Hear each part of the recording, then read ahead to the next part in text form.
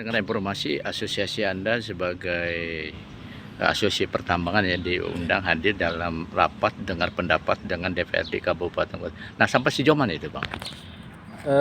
Kemarin kita menghadiri RDP antara DPRD Kabupaten Kota Barat, kemudian pemerintah daerah yang dipimpin oleh Bapak Sekda hadir itu, kemudian dengan Kepala Bapenda, kemudian perizinan terpadu dan unsur lainnya.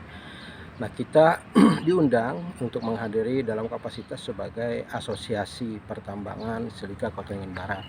Dan alhamdulillah dari beberapa anggota kita juga menghadiri. Ada beberapa poin yang disampaikan di dalam permasalahan RDP tersebut, yaitu mengangkat tema permasalahan pajak MBLB atau retribusi daerah tentang investasi pertambangan yang ada di wilayah kita.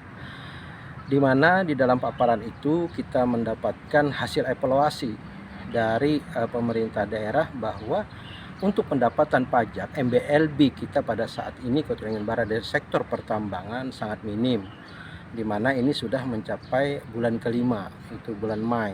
Nah, di mana dari target yang sudah diputuskan dari hasil persidangan dan diputuskan bahwa ada target MBLB Kota Barat di tahun 2024 yaitu sebesar 60 miliar. Sedangkan pencapaian pada saat ini itu hanya berkisar di 2 miliar sekian. Artinya baru mencapai persentase 3,33%. Nah, dari hasil pencapaian itulah maka DPRD kita meminta untuk mendapatkan RDP supaya kita bagaimana untuk mencari solusi. Nah, dari hasil RDP itu ada beberapa hal yang kita bahas. Kenapa pendapatan daripada MBLB daripada sektor pertambangan ini yang ada di Kota Barat masih saat ini rendah.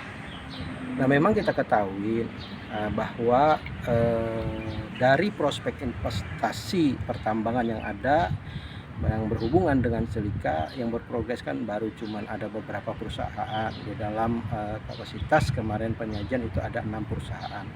Nah, ini tidak semuanya sudah melakukan pertambangan dengan maksimal. Itu yang pertama. Yang kemudian kita juga mengkaji tentang beberapa perizinan yang belum dapat terselesaikan, sehingga hasil produk yang sudah diproduksi ini belum bisa kita untuk pasarkan dan sebagainya. Nah, itu beberapa faktor.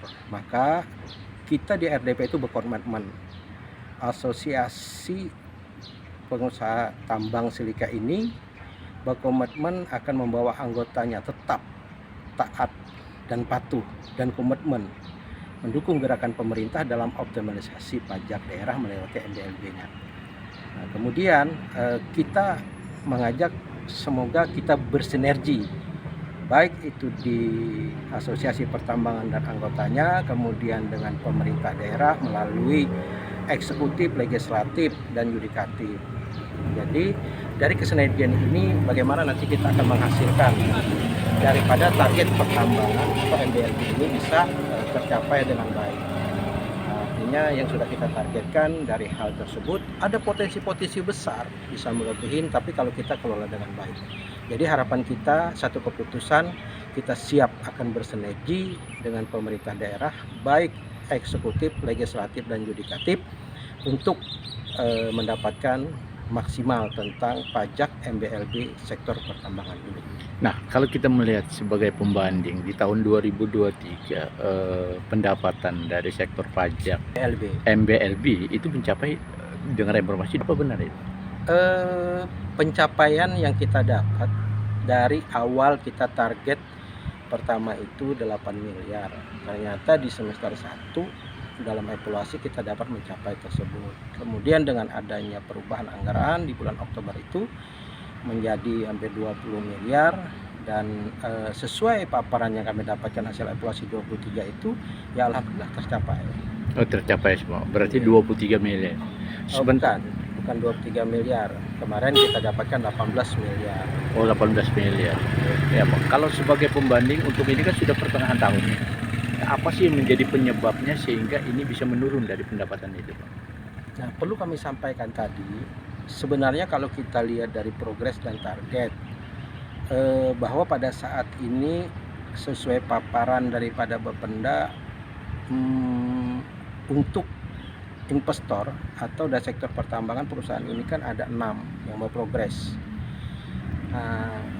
Tetapi di dalam progres ini kan masih ada hal-hal yang harus kita lengkapi, yaitu perizinan-perizinan yang berhubungan dengan pendukung, bukan perizinan pokok. Kalau perizinan pokok kita yakin semua investasi yang ada di pertambangan ini berjalan dengan baik.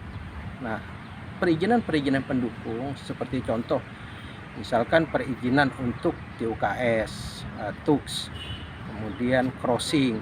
Nah, jadi perizinan-perizinan ini yang masih kita berproses gitu. Sehingga ini kehati-hatian daripada investor untuk berproduksi dan untuk menjual barangnya ini sebelum terselesaikan, itulah yang menjadi kita kendala. Tapi mudah-mudahan dengan ada RDP ini perizinan-perizinan yang berhubungan langsung kepada daerah kita, terutama izin crossing dan sebagainya, bisa terselesaikan dengan baik. Oke, terima kasih.